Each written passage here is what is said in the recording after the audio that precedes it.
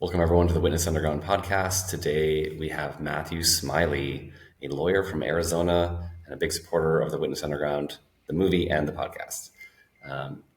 I want to say, just to start off, thank you, Mathew, for supporting the project on Patreon. It's a huge honor to have someone support the project at the level that you do and to do it for so long. So, from the bottom of my heart, thank you. It means a lot. For sure, absolutely. I mean, when I first saw your project, I mean, I was blown away because I had never seen anything close to what you put out there, and then I saw the movie, and I was just like, holy fucking shit! I mean, it was just so good. It was just so incredibly good, and it just touched me in a way that I've never felt, and I've been part of the XJW community since 1987. Oh, wow. So yeah, so a long You've been at time. it for a while. Yeah, yeah, Since the pre-internet text-based news forums or yeah, whatever. Well, exactly. I'd love to hear more about that. Was there anything in particular, while we're on the topic of the Witness Underground documentary, that really stood out to you as being special? I mean, I just how we got to know the individual folks Hmm. um, in the show and their experiences and you know their relationships with their family and just the talent that was that was fucking awesome that they were just they like stuck with it and they were like I don't know I mean it was just so many things really honestly but it was one of the most raw sort of like just I've seen a lot of X whatever shows and this was the one that just really stuck with me because it just was so real and it was so you really started to love the people that were in the show. I mean, I really felt like this bond with these people, and coming from from the same background, it's like I wish I would have known them when I was growing up because they're just like such incredible people. So Awesome. Yeah, that's something I think I didn't realize that I was doing while I was doing it. Like I'd been getting interviews and felt a camaraderie as an interviewer towards an interviewee. Like we have a personal connection, we have a related story. Even if we don't have never known each other, and that was true for even Ryan in the movie, the guy that kind of carries the story forward with the logical demise of his faith being tested and then like all the threads being pulled and it all unraveling. right, I never met him. I've heard of him, but I never met him until that interview. And I think there's something about just really knowing the characters that humanizes them hmm the way I did it. And I think it just sort of came intuitively from trying to just relate. And I found that I've loved so many documentaries that do humanize the person, that make you feel like that, just as you described, like you wish you would have known them, that you do feel like you know them, like you bonded with them by watching this movie. right, And that's beyond the interview. It's also like a bit of the art from the editor, Sean right. Malmsey, for cutting the story in such a way that it works. And there's so many times where I was like, no, we're not changing it anymore. And she's like, yeah, but it's better this way. And I'm like, you're driving me crazy. We had a lot of iterations like that. I'm like, I can't Right. watch this film again.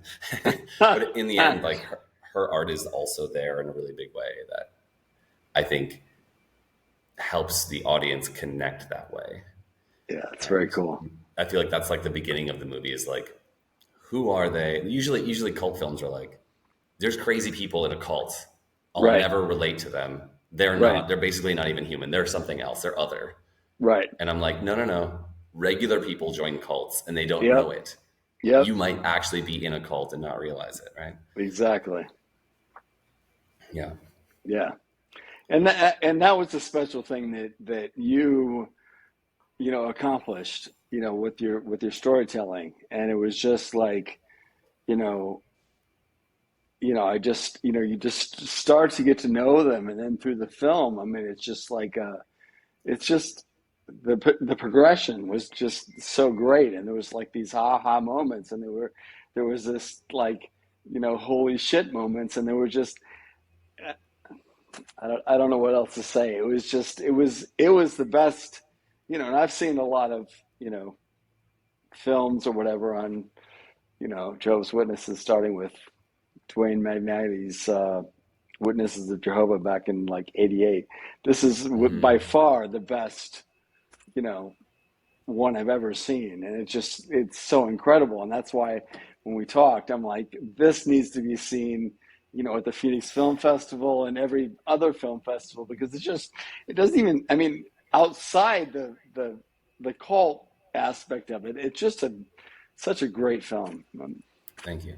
Yeah, That I actually had not forgotten entirely, but just preparing for the interview, I was like, oh yeah, Matthew's the guy who invited me to come to Arizona and show the movie, and I right. still want to do that. So anyone Good. who's in Arizona region, in Phoenix area especially, right? You're in Phoenix. Yep. I'll Yes, sir. come there to show it, but let's like pack a house or something. Let's like All make right. it let's Yeah. make it a Fuck thing. yeah. Hell yes. Cool. That'd be awesome. Awesome. It is interesting because I also watched a lot of ex-witness movies, and I was inspired to make this because although there's so many, there's actually like maybe 20 that we could probably name if we went through, and I have a ongoing list of ones I've watched and some I haven't yet. So there's this legacy of making movies on the topic, and as a witness, I watched them.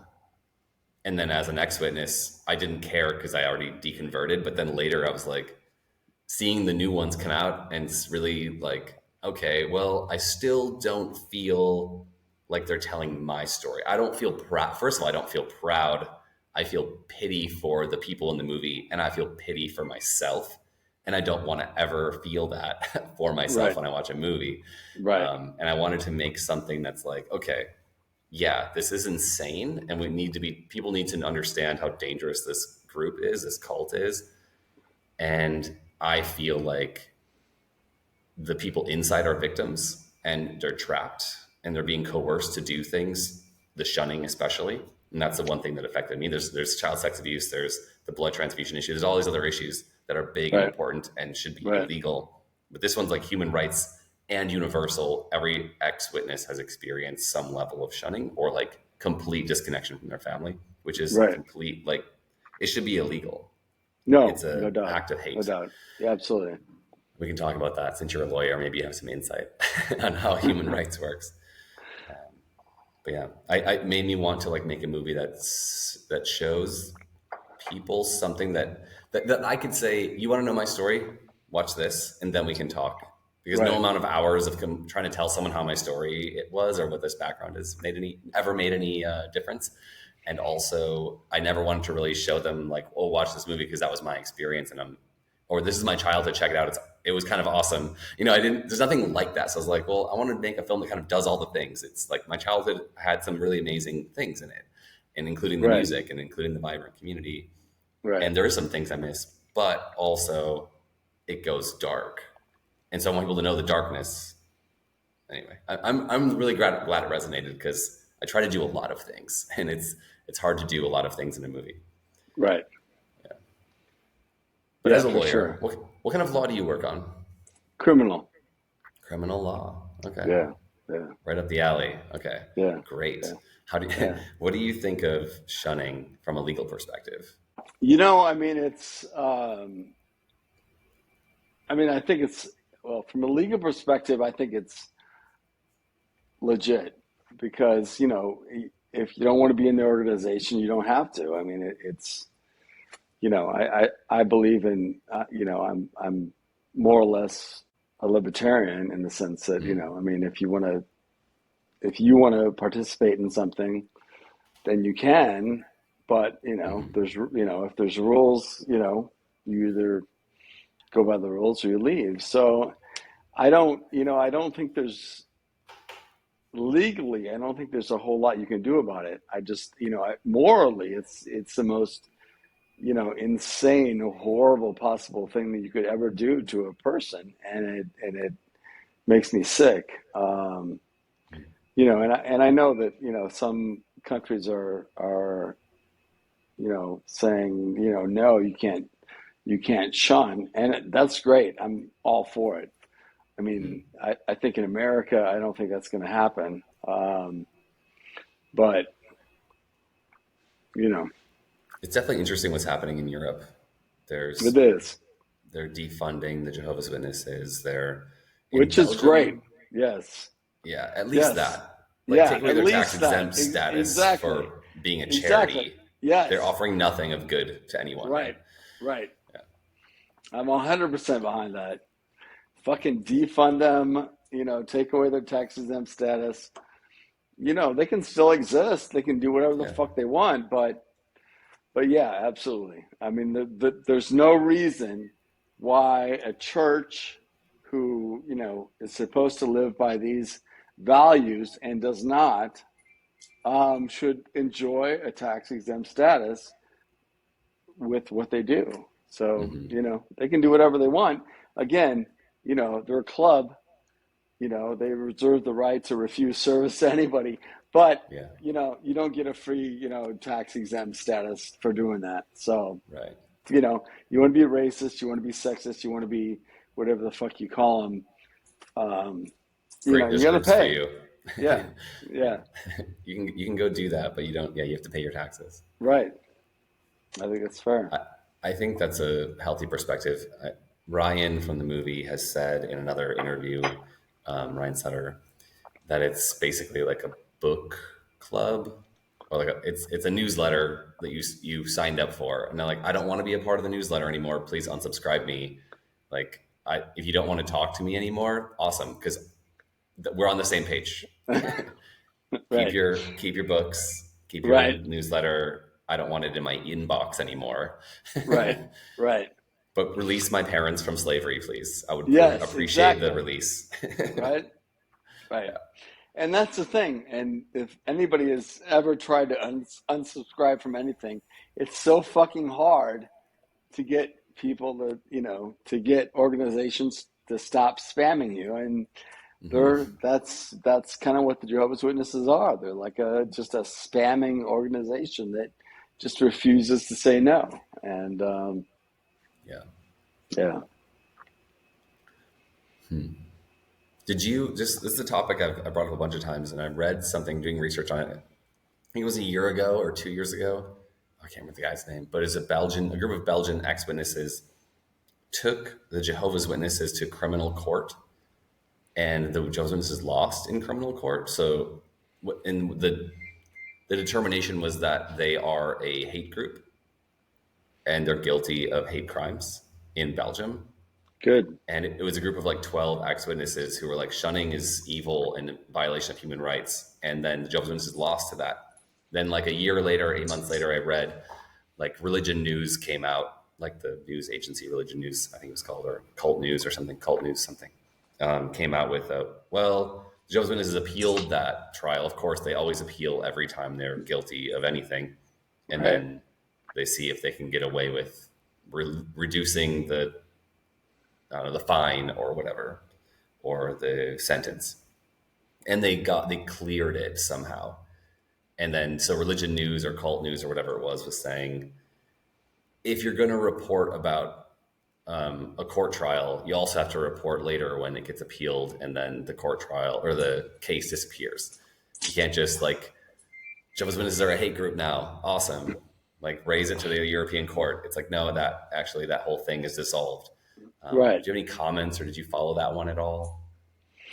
I didn't hear about that, but I mean that's sort of like the standard in criminal law. It's called shepherdizing. So, you get a great verdict, and it's like awesome, and then you want to quote that in your legal brief, and then it's like you shepherdize it, and you're like, oh fuck, it got overturned in the appeals court or whatever, and it's no longer good law. So, I mean, I get that. It doesn't change the fact that the witnesses are a fucking hate group, but they're right. I mean, you've got to report what happened. So, How does that work? Because my very first thought is always, well, they're a multi-billion-dollar company. They're one of the top 50 companies in New York every year. They're one of the richest companies on the planet.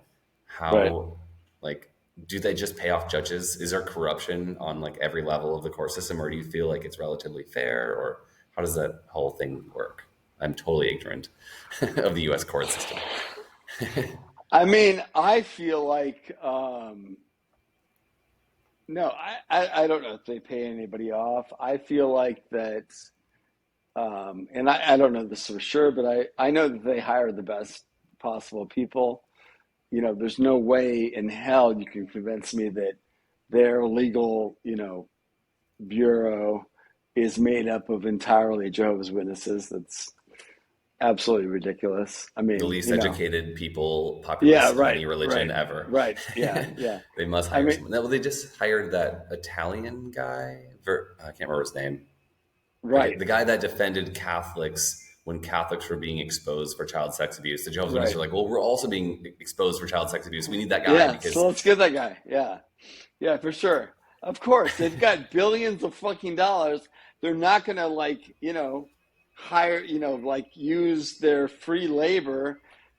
First of all, why is a lawyer in the Jehovah's Witnesses to begin with? That's like a violation of their rules. You're not supposed to go to higher education to begin with. So why, I mean, that's question number one. Question number two is, these, fucking people have no clue about these constitutional issues, these major issues that could, fucking sink them.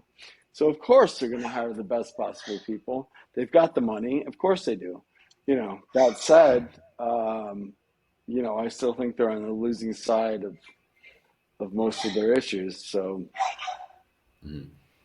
so interesting. Have you worked? What kind of court cases have you worked on, or do you usually work on? Like you said, criminal, but like what kind of? If you can talk about it. yeah, for sure. I mostly do drug cases because that's my specialty. Um, Addiction and in Arizona anyway, fentanyl is a huge deal. So I would say 95% of my clients, even if they commit property crimes or victim crimes or even, violent crimes, it's all due to fentanyl. Wow. So, that's my focus is drug crimes. And, I feel like addiction is a huge, issue, not only legally and criminally, but, for all of us. And that's what always sort of makes me laugh when I talk about the Jehovah's Witnesses is, they've got this, if you fuck somebody, you're in trouble. But, if you are a glutton or if you, drink too much, not so much of an issue unless, something really bad happens, like, get a DUI or whatever. Mm-hmm. So, I mean, it just, addiction's a big deal. And the people in the religion that, that I still, talk to have a big problem with it. And With addiction, yeah, for sure. from pharmaceuticals or from street drugs. From pharmaceuticals and alcohol, I've Okay. noticed those are the two big things. You Alcohol's know, like drunkenness was common where I'm from. I mean, Wisconsin's like the most drunk state in America, so it's not right, saying much. But I'm right, from a really middle of nowhere place where there's nothing to really do except for nature stuff, which I love, but like you only want so much of that. So you'll drink a right, lot, including right. my family. But I think most of the witnesses, even like the pioneer witnesses I was hanging out with when I was a teenager, 20-year old, we were drinking, maybe not so Sure. much to excess, but like it was common enough with my general witness friends to have a pretty drunk party. Yeah. And a lot of people confuse witnesses and Mormons like are zero caffeine, zero alcohol. And Right. witnesses are like, no, we can party our faces off. As long as you don't get blackout or puke, like you're fine. Right. Right. Right. Right. Don't tell anyone if you get really fucked up. Yeah, exactly. Yeah, so true. So Fentanyl's true. interesting. So I just watched. I'm living in Mexico, as we've communicated, Hmm. and there's drugs everywhere. Like I live in like a pretty touristy area, and like every 20th person is like, "Do you want some coke? Do you want some?" And it just like list off whatever drugs you could, like most partiers want, and Right, they have it. But fentanyl is a part of everything. There's even the pharmacies are all selling pharmaceuticals here along this tourist strip along the ocean without prescriptions at a mm, higher inflated price, and also they're mixed with fentanyl sometimes. So like there's all these warnings like be careful what pharmacy you go to because it might be a narcos pharmacy and they're doing all kinds of nefarious stuff trying to make money off of their like what do you call it, a clandestine labs fentanyl that they make right. somewhere in the state in the jungle. Yep. But I also watched the Narcos TV show, and I'm not. It's like old news now, right? It's like the '90s, '80s, '90s, and it like they talk about like all the gangs and drug sales in the U.S. and then the different Mexican narcos trying to like displace the Colombian market and the U.S. gangs by Right, totally killing them off and displacing them with their own drug dealers right, and drug traffickers. And like hearing about fentanyl, like I have friends of people in the movie have died doing coke in northern states on their birthday because the coke wasn't coke, the coke had fentanyl right, in it. right. And it's like, is the entire us like air is the entirety of the us like all narcos from Mexico selling fentanyl? It seems like it. Yeah. No, no, it's true. It's a big deal. It's a big deal. And yeah, fentanyl's infected just about fucking everything. I mean,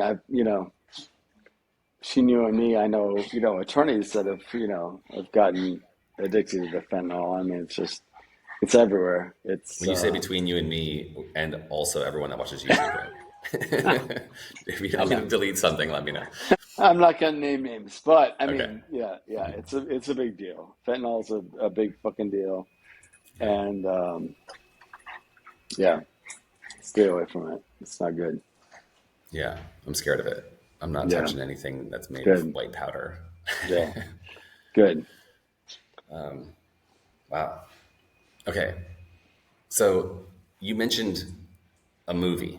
You mentioned the movie that you saw in '88. If you don't mind me switching gears back to where we were a minute Sure. ago. Yeah. I was just curious if you like what other movies hit you or struck you from the ex-witness space that, or like even other movies that are like somewhat related media that Right. relates to the story of the leaving the witnesses or leaving a cult. Right. Right. Yeah. So I mean, there was that movie with Dwayne Man. How do you say his last name? Actually, not Magnani. sure. Okay. Witnesses of Jehovah. There was, Okay. I mean, it was, back in '88. It was right after, Franz left. Oh yeah. Yeah. And, I mean, it was okay. It was very, um, you 80s know, style, probably. yeah, '80s Educational. style. Yep. Very evangelical. I mean, Okay. it was, Oh, like a there was, Christian based one. yes, Christian based. Okay. And it was, it was all right. It wasn't bad. Um, and then, after that, I mean, I really feel like there's been like a lack of of media of video media, um, since that time. I mean, I don't know. You said you could name like 20 movies. I can name like maybe three. I mean, there was Apostasy, which was okay. There was You Can Live Forever, the gay Oh yeah, movie, that just which came out in Canada. yeah, which is Yeah. fucking amazing. I loved it. Awesome. Yeah, like second best to, your film. Oh my God. No, Thanks. You don't have to do that. no, no, it's for real. Yeah, But I've been there's talking just to the director and producer. I think it's a couple. I'm not quite sure, but they were there. He's especially like really active on Twitter, especially through the film festival run for You Can Live Forever and all the little social media stuff he was doing. Like he posts almost every day for like the last 6 months. And yeah, for a while we were talking, and I was like, let me know if I can help you guys promote your film in any way, and like let's collaborate. I gave him a link to my film back like early in the spring.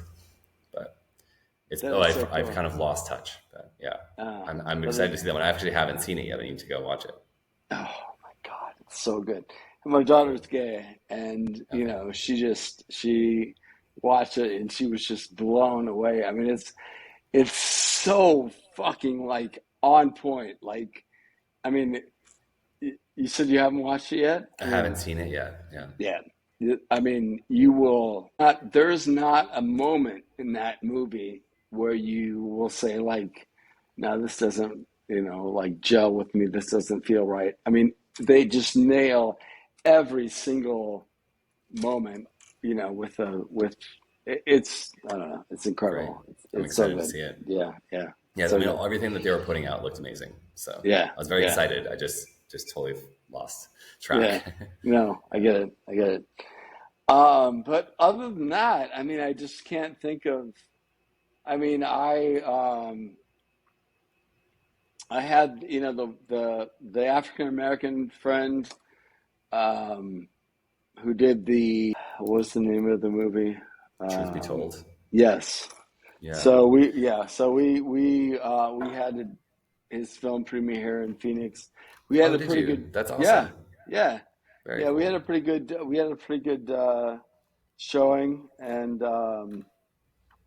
That's and back we, in like 15 years ago, yeah, like late 2000s, I think. yeah, yeah, basically. So yeah, you're Yeah, I like actually the watched yeah. it 2 years ago because I got his name and the name of the film, and I had seen his content, like I'd seen something about it, and then I finally watched it when we were on the film festival run because I was like, I'm going to New York, and he made that in New York, and so I wrote to him, and he came to our screening.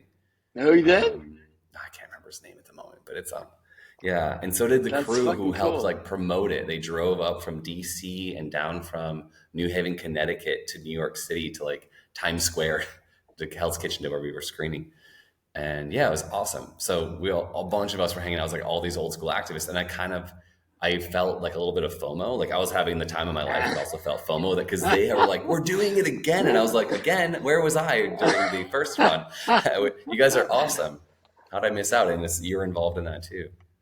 That's so That is so cool. cool. That is really cool. Yeah, Yeah. absolutely. So tell me more about this FOMO. So when did you leave exactly? I left in 2008. I was 27 years old, Okay. and I kind of left at 19 back in 2000, and like I had like a 6 8 month break, and I made this deal with my dad. Basically, like I'm starting to think it might have been like an abusive move because like it was emotional and like a traumatic, memorable conversation. Basically, it came down to like he's like just keep on doing it even if you don't believe it. In fact, you should start pioneering even though you don't believe it. And then talk to the elders because like they'll help you believe it again. And then read the Bible more. And I'm like, no amount of reading the Bible or talking to these idiots is going to solve the problems. I have big questions. And he's like, ignore the big questions, ignore the doubts. That's what they tell you. Pray more and Right. and then go Right. talk to people and knock on the door because teaching other people the nonsense reinforces it for you. Right. And I was like, well, I want to go to college. I want this. And I'm going to keep my band. And I'm not going to follow this rule. I'm not going to follow that rule. And he's like, you don't really need the Jehovah's Witnesses. You don't really need the elders. You don't really need the congregation. You don't really even need to go at all. You just need your relationship with God. And I was like, well, if that's the standard, that's pretty low. And he's like, but if you start pioneering, I'll give you like half price rent they just bought this neighbor's house when he died. And I was Yeah. like, yeah, I'll spend 50 hours a month um, working for an organization I don't believe. I have very, very mixed feelings about, and I don't have any Jehovah's Witness friends. Right. All my friends are not; they're all worldly. To save $125, I'll do 50 hours of work, and it's like Sure. I'll do Not. 150. It's so ridiculous, right? The scenario is so silly, but it was more coercion from like keep the family together kind of situation. So I kept that kind of going, kept my band, went to college, and then met all the people in the movie shortly after that. So it wasn't all terrible. I'm trying to turn in some lemonade, you know. Yeah. Right. Very But cool. yeah, so leaving at 2008 at 27. So I totally was just like, at that point, I was sort of like unindoctrinating myself since I was 19 to 27. Mhm. one step at a time. As you know, it's not just like one thing. There's always like the final thing, but it's not just the one thing. Right. Right. But so by the time I was 27, I was like totally deconverted, and I didn't ever look on the internet about what ex-witnesses were saying until I started making the movie like a decade later. I was like, I wonder if there's other people like me in the world. Of You course there are, think? it's hundreds of thousands. Yeah. And Right. they're making movies and traveling around and meeting each other and doing activism. And I was like, oh Right. wow, there's a whole active, vibrant community. What was that like for you? And what was your issue to leave? Or how was your path out? Was your dad like an elder or No, no? he was like the bottom rung. He was a literature counter guy, but like a Okay. dad of 5 kids and a Right. full-time worker. So he's busy and stressed and just trying Right. to doing the bare minimum and Right. Best he barely can. barely keeping it together. Right. Right. Understood. Yeah. Good for him though. I mean, that's hard. My dad was a circuit overseer, and Big shot.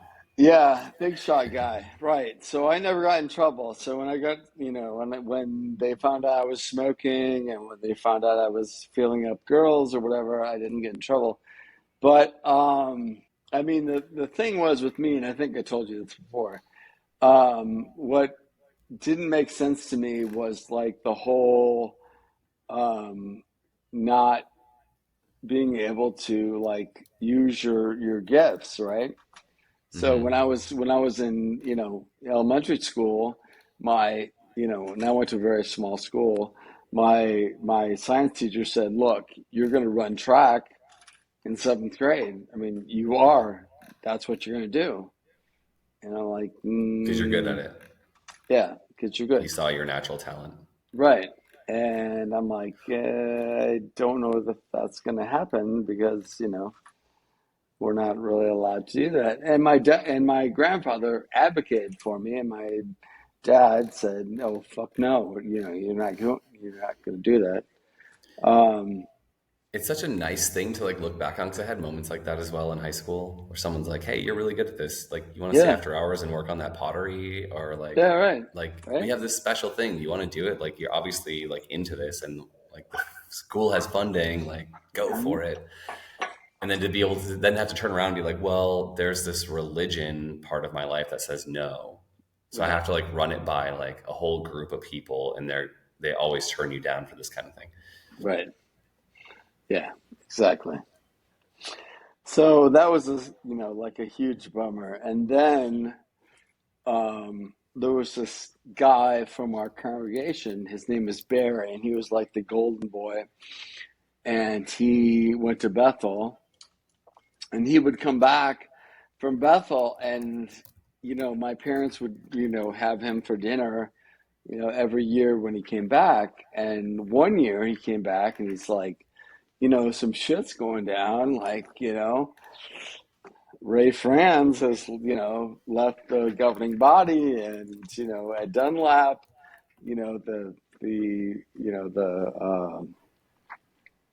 the guy that did the um, my parents were like missionaries, so the guy that had was like the missionary guy, he left, and so that was a big deal. And so I rode my bike to the library, and I found out that he had written a book, that Ray Franz had written a book, and it was a review by MJ with Jim Penton, who I later got to meet, and it was in Christianity Today. And so I'm like, holy fuck, there's a book. And so I, rode my bike to the Christian bookstore, and there was Crisis of Conscience on the shelf, and I'm like, Oh, holy fucking shit, right? So I bought it, and I read it, and I'm like, Dad, I think there's some things that we need to address here, because my dad had like the entire library. He had like the books going back to like the uh Russell's, you know, Yeah, like the Silver Lamp series, the Rare yes, Books, the Bible, yes, Studies all in of the it. Scriptures. Yeah. Yes, yeah, right. He had all of it. Isn't it And great so, when your brain's like, I don't know, 'cause I don't care anymore. yeah, I'm always yeah. like, what is it? I don't know. And it's amazing. I'm so glad I don't care that much. I've lost that part of the brain. And those cells have been reused, Right? recycled. Yes, exactly. Thank you. Yes. So I'm like, double checking the shit that's in Crisis of Conscience. And my, parents have all the fucking books. And I'm like, holy fucking shit, he's not making this shit up. It's real. Right. Just for anyone who's not related to this religion, that book, Christ of Conscience, was written by a leader of the religion who left from his own conscience. He couldn't do it anymore because he realized it was essentially the gist of the book is they're just making this up as they go. There's no inspired by God. There's no Holy Right. Spirit. There's no God's in control. There's no communication with a higher being or Jesus or something. Yep. So he left and did a huge expose, but from the lens of Christianity a little bit. Like he's still like a God or a faith-based human being, right? For the rest of his life, I think. Right. Right. So he He did a lot was. He of was. scripture quoting and stuff like that. Yeah. Yeah. For real. And that was what made the book, special, is because he, you know, took the perspective of like, hey, Christianity's still cool. Um, but I I just, disagree, but it's a different time. So no, I know. And, it was just, he took it from such a perspective that was so it's like palatable just, for a witness, right? Like, yes, hey, yes. It was just you like, can walk away hey, from this and maintain everything else. You yeah, don't need yeah, this false right. organization in the middle You between could, you and Jesus or you and God. exactly. You could Yeah. still believe in your, nonsense Jehovah, and you can still believe in, that, there's no Trinity, and you can still believe in all this Yeah. stuff. Um, but, it's also kind of bullshit. And Yeah. yeah, I mean, he was really saying it's complete bullshit. I yeah, think that's yeah, like totally. Yeah, the groundbreaking part was like a right, leader of this religion says it's complete bullshit, get out.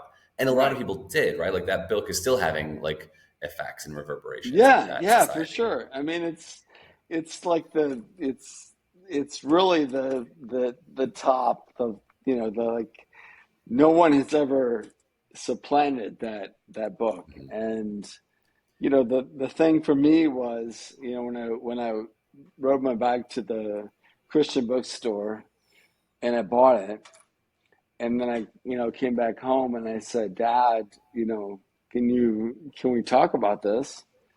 And he's like, no, um, you know, we're gonna burn it. We're gonna burn the book. Wow. Yeah. So Who's burning books? Like, if you're going to equate the practice of book burning, who else does that? Who else has done that in history? I can only think of one famous book burning moment. huh. There's probably even more than one, though. I went to the Nazis? That's the first on the list for me. I went to the famous place where they burned books, and it was actually reenacted in Indiana Jones, the Quest for the Holy Grail or whatever it was called, Raiders of the Lost Ark. That one, yeah, Yeah. not the Grail, the Ark. Yeah. Yeah, he like doesn't Harrison Ford like bump into Hitler himself, and he's shocked, and then he's like. He like holds the book and Hitler's like, okay, I'll sign it. Yes. Yes. So So great. funny. Yeah. Yeah. So yeah, that book, I actually have a copy. I've actually never read it because when I finally got the copy of it, I was like 7 years out of the religion or something. And it Right. was just on my list of things to read. And I found it at like the Goodwill. And I was like, oh, this belongs in my bookshelf. And then I ended up like going to a greater like community library. So it's somewhere probably still protected and archived, something. Right. It is interesting that no one's ever really done anything since then on that scale, because that's what, 70, early 70s or early 80s that he did that? Can't remember. 82. 82. Okay. Yeah. Yeah, Just to 82. plug the people we were talking about, Gregorio Smith of Smithcraft Productions made the movie Truth Be Told. It's a documentary Okay. that he did. And it has Right. amazing, the thing I think that's special about that film has a lot of interviews that are, we've seen a lot of before or since then, something like it, especially with the YouTube channels. But he did a lot of graphics that were really like Orwellian, 1984 style, dark, like authoritarian, evil theocracy style, which is awesome. Right. I love Yeah. his marketing for it. Yeah. No, he did. But it was It was awesome. It was it was great. awesome to meet him. Yeah. Yeah. And it was Yeah. also Yeah. the guys from, do you know the podcast? They didn't tell us to do this. No. Oh my God, I'm burning it so hard. Joe Mitchell and Ruben Ortiz. Do you know those guys? I don't. Okay. Nobody asked us to do this, the podcast. That's what it's called. Those guys helped Gregorio Smith in the marketing of the film and did a lot of activism, like you did, showing the film in Arizona. They were touring it around and showing up and driving across the country in multiple states to like help push that movie. And so when I Okay. met those guys, they're like, this is like a reunion. We did this on the last movie against the Jehovah's Witnesses. And I was like, whoa, what did I miss? I missed the party. This is so, thanks for showing up. I love it. And so they were just like having huge chats outside the bar. We stayed up until like 3 a.m. The bar stayed open like an hour late for us. It was like Yeah. right when the pandemic was over. We were in downtown in Manhattan, and there was this like little brew pub, and they hadn't had any customers for like a year, and everyone's masked, and like the mask mandate had just been lifted like that week. And so we were just like filled their pub, and they were just like giving us free drinks, and they're like, you guys all live here, please tell us you live here. You're the most fun people. I think they were just like so excited to have human contact and like human interaction. But it was really fun. So we have some great pictures of That that is whole crew fucking hanging out. awesome. Yeah, it's like a little That is legacy really of cool. ex-witness filmmakers hanging and partying. Right. Yeah, it's also beautiful. Like it's a pretty multicultural culture, the Jehovah's Witnesses. But then the ex-witness culture, it's like just as multicultural, but like with like a fired up in self-empowered spirit about it. Like, yeah, Right. we have something to say, and we like really care about it. Before we had something to say, and it was like we were forced to say stuff about it. Right. Right. Right. Very true. Did you watch The Leftovers, the HBO series by chance? The Leftovers. No, Yes. No? no. What's it about? What am I missing? I'm writing it in my ongoing list. Oh my God. Holy fucking shit. It is, I mean, it's about like, this cult that, survives after people get raptured. There's like, the rest of the people on earth, there's like this cult that like, is there for the rest of the people, and everybody else has been raptured. And it is the most fucking incredible movie you could ever, or I'm sorry, series that you could ever see. And Very cool. yeah, please Is it watch based it. on like a popular Christian book series? I It remember back is. in the 90s, there was, some book series Yeah. about the rapture. Right. There's a really Right. funny little video that I've been sharing around. Um, it's like, those videos where like one guy is talking to himself, but he's like playing a different character. Right. It's one of those kind of thing. And the guy's like, he travels to the future, and he's like, I'm in what year is it? He's like, it's 2072. He's like, and like, are you guys okay? Like, what happened? He's like, I came from 2023. And the guy's like, oh, like, why? What's the issue? He's like, oh, well, in 2023, there's like the global warming is a problem, and everything's about to fail, and the ecosystems are about to collapse, and we're overproducing this, and we're decimating the ecosystems, and there's war and all these different places. And the guy's like, oh yeah, that. No, like we have like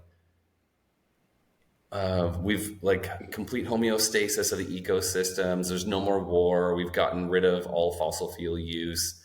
and there's just complete harmony across the whole planet. He's like, how is that possible? He's like, you won't believe this, but like, the whole second coming of Jesus thing, that shit's real. And they raptured everybody.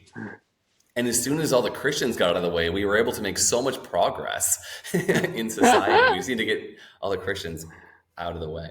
That's So awesome. that was like a fun twist. And I don't know what your beliefs are. I'm speaking from an atheist comedy perspective, but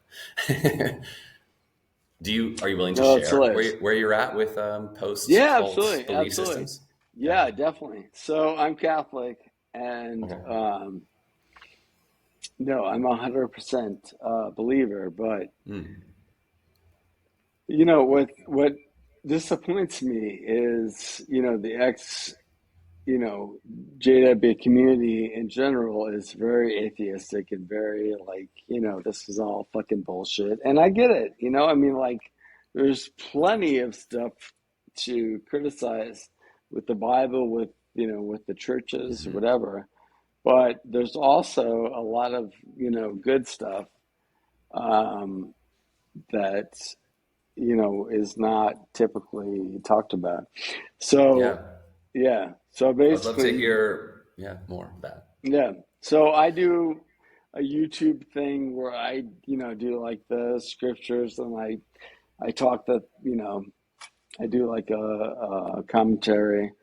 You have Um, your own channel? I do, I Okay. do, Do you want to talk yeah. about it? I'd love to hear about it. Are you, But I haven't made it public yet. oh, okay. So So it's yeah, like a new thing you're working on. it is, Okay, yeah, cool. yeah, for sure. But that's my thing. I feel like the majority of the XJW community is very atheistic and very, pessimistic. And I'm like, look, there's, more to life than, yeah, the witnesses suck and God, sucks. And, I mean, the I feel Bible like we're sucks, just a bit arrogant as fuck. Like, right? no, it's all bullshit. The whole thing's bullshit. Fuck your Right, religion is the general right, gist. And it like that energy is fun. And I think it's a great place to start when you come from a cult. It's like right. clean slate. It is. Yeah, Everything's you got bullshit. it. Right, right, And then over time, you're like, once the anger is gone and you've sort of like calmed down, then it's okay. Well, what can I add back in? And I've added a right. lot of things back in, but from an informed place or from Right. an experience that I've had, and Yes. or a Yes. community that like resonates with me, like my, I don't know, my authentic self or something. And I could talk for hours about like my beliefs, but just call myself an atheist. Like I was an atheist in the Kingdom Hall. I was an atheist when I left the religion, and it took a while to like wrap my head around believing that everything I had believed up until that point wasn't real. And that, but then like weird stuff happens that's difficult to explain, and like certain things. People have explanations, all different kinds of explanations for phenomena, right? Right. And I'm not sure which ones are correct, or if none of them are correct. I care more about humanity as a humanist. That's more like my position. I'm like, I'm a humanist and I have informed beliefs that some people could call spiritual, but I hesitate to like use that language because it has a lot of loaded meaning for me. But Right. it is interesting, and I think there is a great divide I've seen since the day when I started marketing or like looking into the community. What is the ex-witness community? Well, there's the Christian ex-witnesses, and then there's the atheist ex-witnesses, and they don't hang out together No. at all, really. Except for some people No. like Kim and Mikey, and I do enjoy their energy. I don't watch them very much, but they're on the Christian side of the spectrum.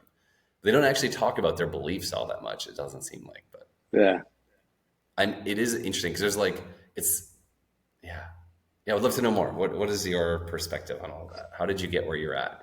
Was it a There's clean break to Catholicism? there's no look. There's Lloyd, and God bless him. I love him.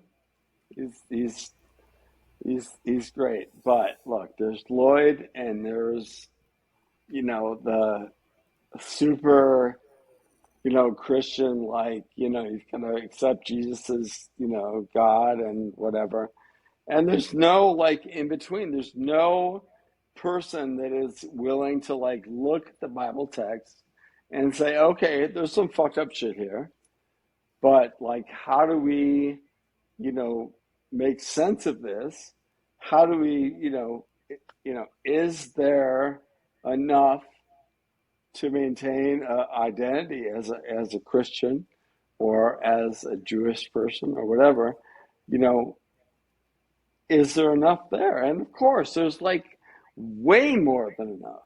I mean, like I went to University of Chicago. I studied, I did a master's degree there before I went to law school. And, I know for sure there is enough to say, I can be a Christian. And and that's what pisses me off because, back in the day, there was people that, when they left the religion, they, put out, some stuff. There was the Christian Crest who, who examined the issues of the day back in, the early 90s. And they, said, is abortion right or is it wrong? This and that. They looked at all the major issues and they published this journal that was amazing. What do we have Who are now? they? I've never heard of them actually. Were they related to the ex-witnesses, or are they a Yeah, separate for total? sure. Oh, really? And that's the thing. Yeah, and there was Richard Wawe who produced the Christian Respondent. He he put something out every fucking week. I mean, it was like gold. It was fucking incredible. Like he devastated the witness, Christian, arguments. Like he just like nailed it, and it was so good. It was so good. And he It is died interesting. in 2010. He's gone. I don't know who else there is, today. I mean, who is it's like maintaining the Christian belief. I don't Yeah, know if there's anyone. it's a useful bridge for active Jehovah's Witnesses. Like I feel like I don't know how you feel. You've been out longer than me, but I don't have any energy to reach back and like try to grab witnesses out of their trap through logic or with love or anything. Right. I'm. It's not even a part of my like view of the world. I mean, I do want people to make their own mind up, and I hope my film is a nice addition to the collection of beautiful tools that can help people. But I feel like for active witnesses, having a Christian perspective that leads people using the Bible to the logical conclusion that what they're a part of isn't valuable or is actually dangerous or is misleading, whatever words that you can, whatever it is to like disentangle someone from that organization is useful. And I think you're absolutely onto something. There were a lot of very helpful deep dive groups or people trying to work on the doctrine of witnesses and help people out by presenting that information in a way that witnesses would respond to, or even other Christian or cult like groups probably. Whereas right now it's sort of like they're not really respected. It doesn't seem like. Right. And so when with witnesses are trying to find something on the internet, it's going to be basically secular information. Right. And for them, it could be a difficult thing. For me, that was like an attractive thing, but not everyone's like that. I had a No. decade of disentangling my beliefs in it from that perspective of, I don't believe in any gods. Right. It's one more God.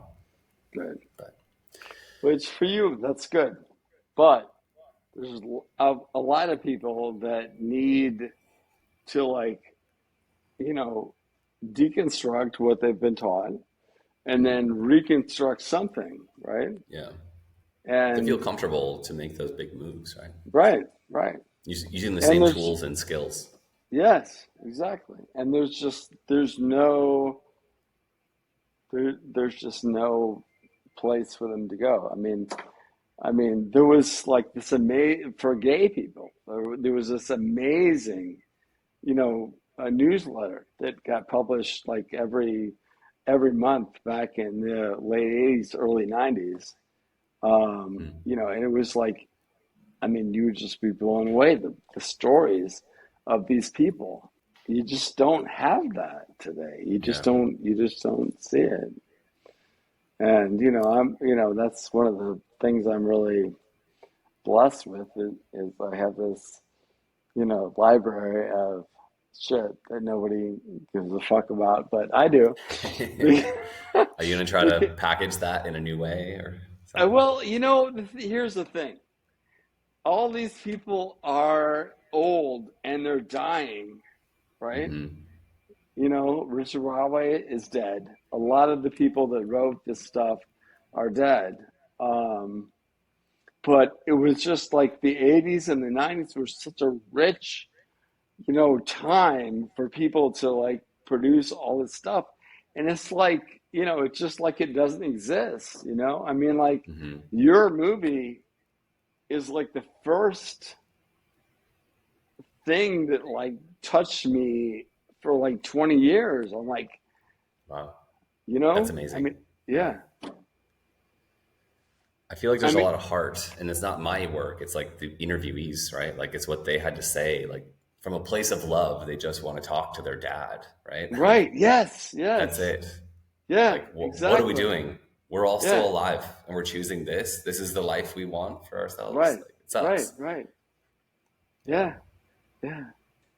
Which And I'm I so just, happy that that was their message because that made it feel like it's on a higher plane. Like I'm not just like hating witnesses. Like I know, like I don't want to be in this situation. It sucks. Like right, they're doing it, I'm receiving it, but it takes two, right? Like I gave up on putting effort into like reaching my individual family members or them as a group because it resulted in zero.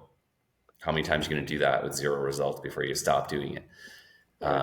And like you have to mourn the death of something if it doesn't exist. and but Sure. I love the message that especially Ryan put out. It's just like I love these people. This is Yeah, my family.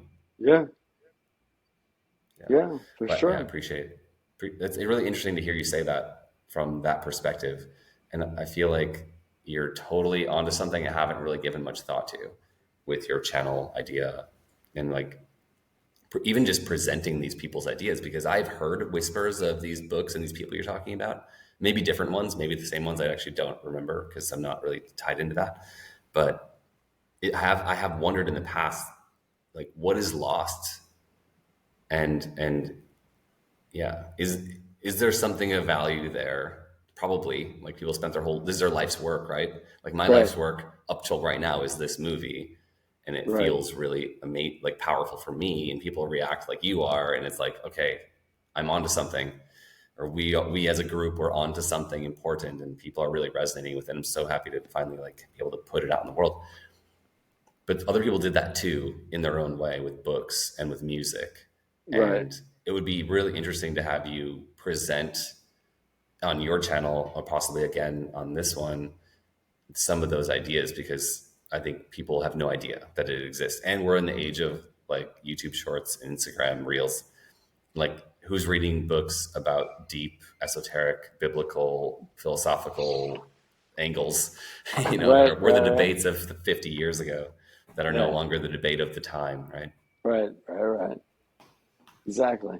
And that's the thing that really, you know, touched my heart is when I saw, you know, your film and, you know, it spoke to me and it felt like, you know, like you're like a throwback to these people, you know, like Ray Franz, like, you know, Richard Raway, all these people, you know, back in the day that just, you know, had this genuine feeling of like, you know, this is who I am.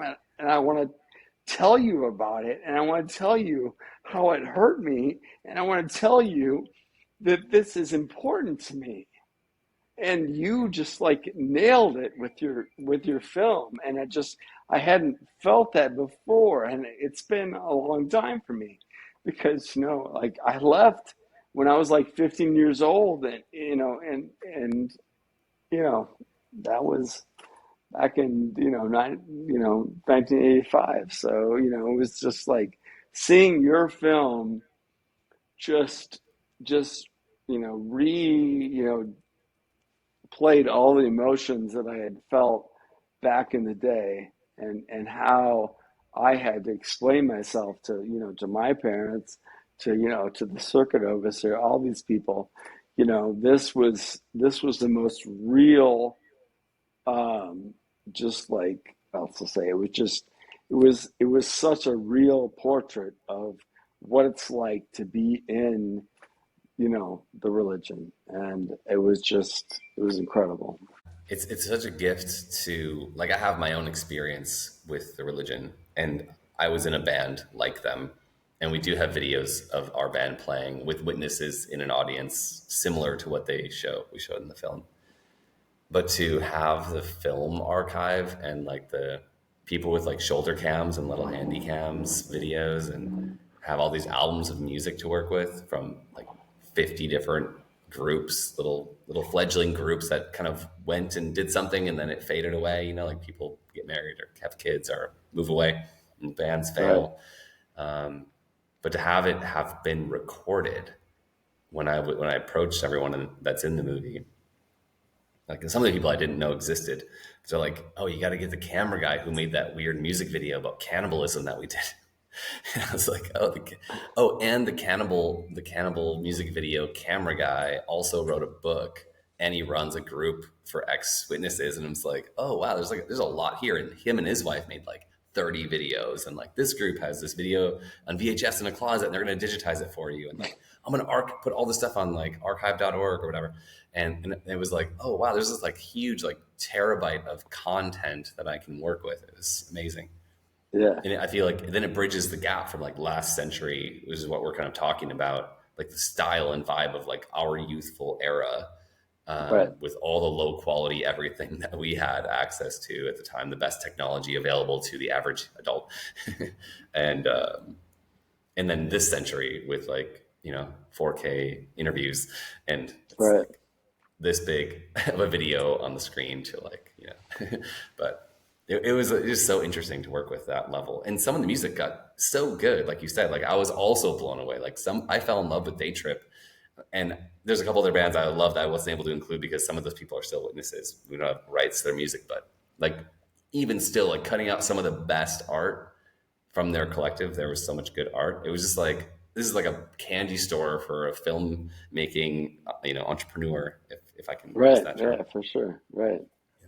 But yeah, I'm really glad it resonated so much. Yeah, definitely. Thank you for And sharing. I It means a and I lot. rap, just to let you know. I You do also rap. rap. I do rap. Wow. Have you ever recorded your rap? I have. I Do you have. have any I'll lines send. you want I'll to, send it do to you, you. do you want to do some right now? You got some live freestyle? No, but Okay. yeah, yeah. I love the Well, recorded version. yeah, Cool. yeah. I will. Is there Yeah, anything else for you want to sure. talk about? I'm just happy that you're here and you are doing what you're doing, because it just, I kind of felt like, after the people, kind of the pre-internet era of folks, um, they were like so, they just felt so real, and that's what I loved about Ray Franz's book. It was just so real. It spoke to me. You know what I mean?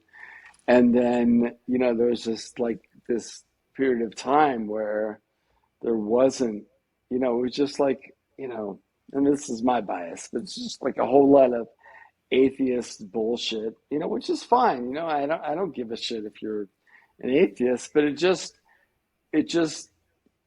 didn't relate to me. And then, I saw your film, and I'm like, holy fuck, this is my childhood. This is what I grew up with.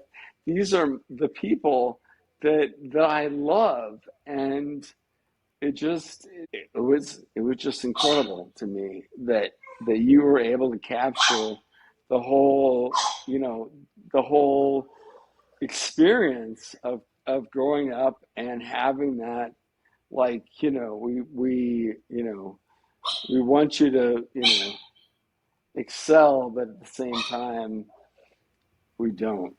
And, you know, I was allowed to be in band, you know, and I played, you know, clarinet, and I was, you know, able to be like a good clarinetist, but at the same time, I wasn't able to like, you know, expand that in any meaningful way. So just being able to see, you know, fellow musicians and, you know, just the whole story. I mean, it's fucking amazing. I mean, like I said, you know, I want your film to be seen by everyone because it is one of the most incredible depictions of life in a cult, and, you know, people that are talented that struggle, and, you know, and they, you know, I want to know more about these people. I want to know about you. I want to know about all these folks in the film because they are so like compelling, and I can, you know, I can relate to them on such a, a, a deep level, and I know, like, you know, how hard it is to like function as a human being. You know, there's like there's so much stuff going on, and I don't know, you know, like you don't, you know, I don't know about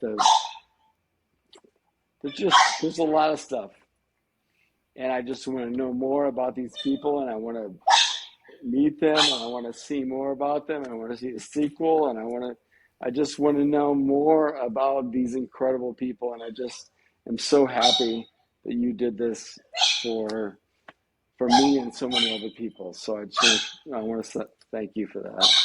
Amazing. Thank you. So, news on those topics. I have the raw interviews for all of the people in the movie. And those are being edited right now. Unfortunately, they're taking longer, and I feel like I need to prioritize the podcast, and that's probably not true. Like the interviews are, people are going to want more of that than they do necessarily like the artist interviews, but I love doing the artist interviews because that's like the film for me is we did it in 2018, right? So it's like this old thing, and it's like now it's ready for everyone. But I'm like loving doing the music interviews. Right. So it's hard to do it all, and I do have an editor helping me. But so those are coming.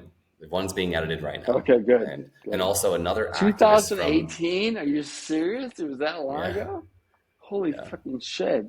It took until 2020 to finish. So it was like 18, 19, 20. So like 3 years of editing. And then we started the film festival, run the film festival, marketing, and like going to every place for a year was like 1 year of 2021. And then I've been trying to figure out how to do distribution and been turned down and learning process and like, go do this, go do that, go do this, and meet this person, go try to this avenue. And it's like this whole, the industry is crazy, especially right now. It's extra crazy because like everything's being upturned and the old way of doing things doesn't work anymore. So you have to like do self-distribution. And then there's like every ad-based streaming service is like displacing the entire industry. And then there's the streaming wars, and it's like a lot. So we're slowly doing this thing step by step. Right.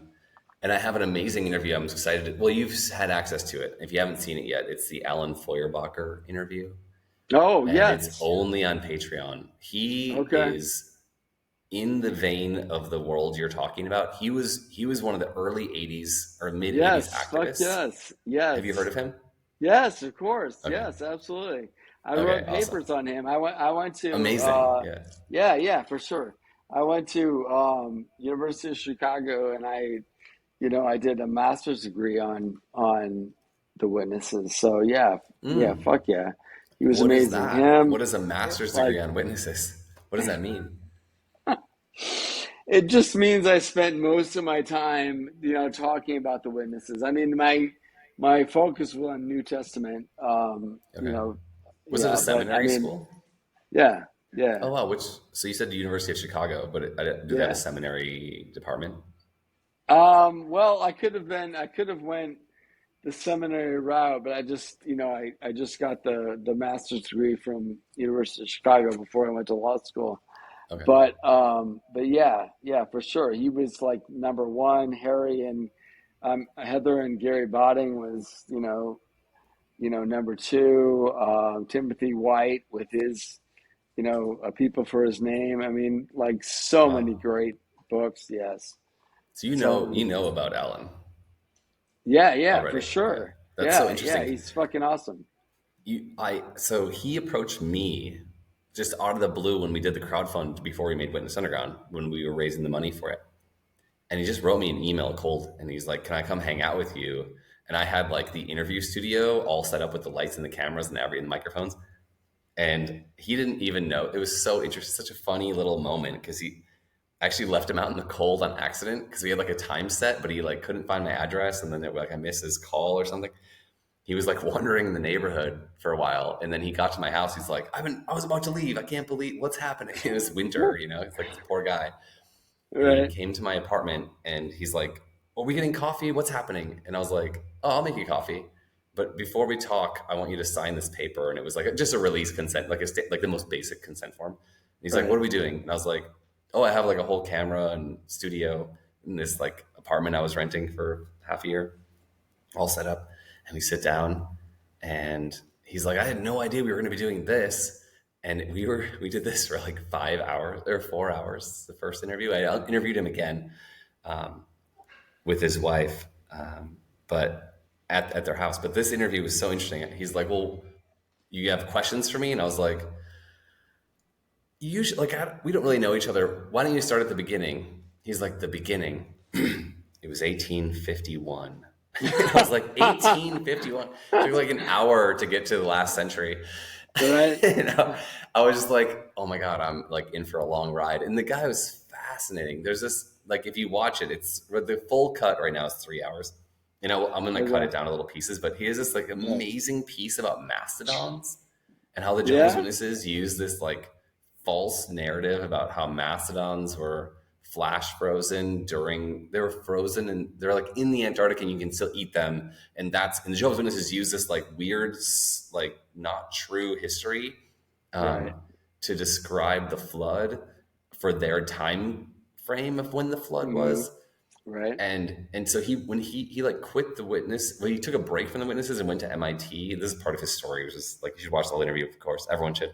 And I'm so excited to put this out in the world because it's like such a fascinating little bit. But he studied in MIT about the mastodons. He like did everything he could to like make all of his pieces about like this research about the mastodons being flash frozen to try to prove the witnesses right.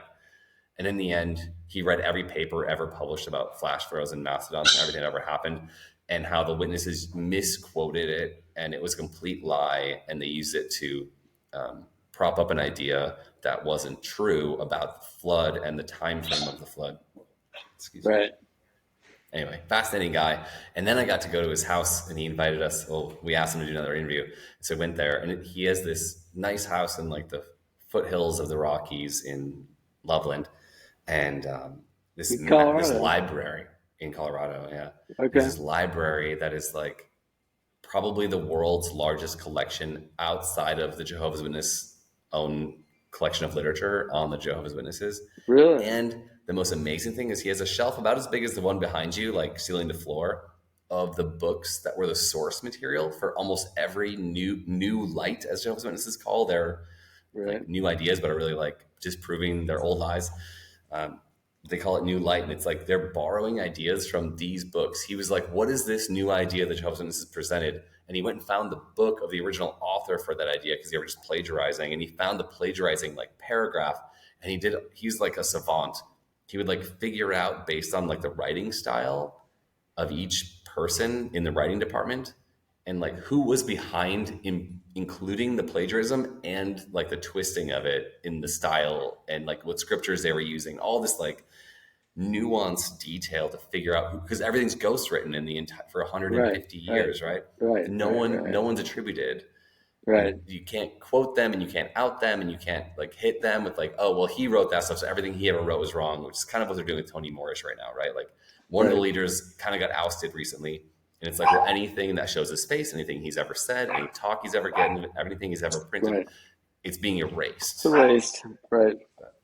Anyway, so this guy's like, I love the source library. That thing blew my mind. That's awesome. Yeah. All right. Well, listen, you have a place in Colorado. You also have a place here in Phoenix. This Oh yeah. is, yeah, this is Where are we? this is my condo across from Wow. Footprint Center. I have a ridiculous amount of money, so I spend it. Amazing. No, it's Yeah, incredible. yeah, What a view. yeah, yeah, yeah. It's That's you awesome. made the right choice from going to lawyer instead of seminary, probably. I think so. Yeah, I think so. Yeah. But as I've told you before, you're always welcome, and I would love to have you. So Thank you, if Matthew. you, yeah, and definitely want to have your film here as soon as possible. Okay. So Yeah, let's let's make it let's happen. organize something. I Okay. do. It sounds like we're going to wrap up here. Is that what's happening? Okay. Yeah. Um, Yeah. in October, I'm doing something new. So I want to just pitch this to you real quick, but also to everyone who will see this. We're going to be Okay. doing a big crowdfund push, and that's to bring awareness to the movie. But I Okay. also want to use it to bring awareness to other people's projects, YouTube channels, podcasts, authors, books, and any musicians who have their content out. They want to like help. They want to use that material to sell. They want to sell their material. And so whatever money we raise from your book, your show, your podcast, an interview on that during October, we're not quite sure Okay. on the exact dates, but I would Right. love to highlight your new show. It sounds Yeah. an awesome opportunity to bring you on again and like, let's talk to everyone about your show. Maybe it could even be a good time to release it, like maybe by the end of Okay. October. If I don't know what timeline you're on, but at least we can get people like looking forward to it at the very least. Okay. And I want to That'd be hear awesome. more about the clarinet that led to the rapping. That is your self-expression. Would love to. It's been a Okay. treat. Thank you so much for having me. I really Yeah. appreciate it. You are amazing. You really are. And I just hope I want to be a part of, your continued success for sure. Thanks so much, Matthew. I really appreciate it. Yep. And I feel the same way about you. It's a real pleasure to chat with you today. Thank you so much. All right. Bye. Take care. See ya.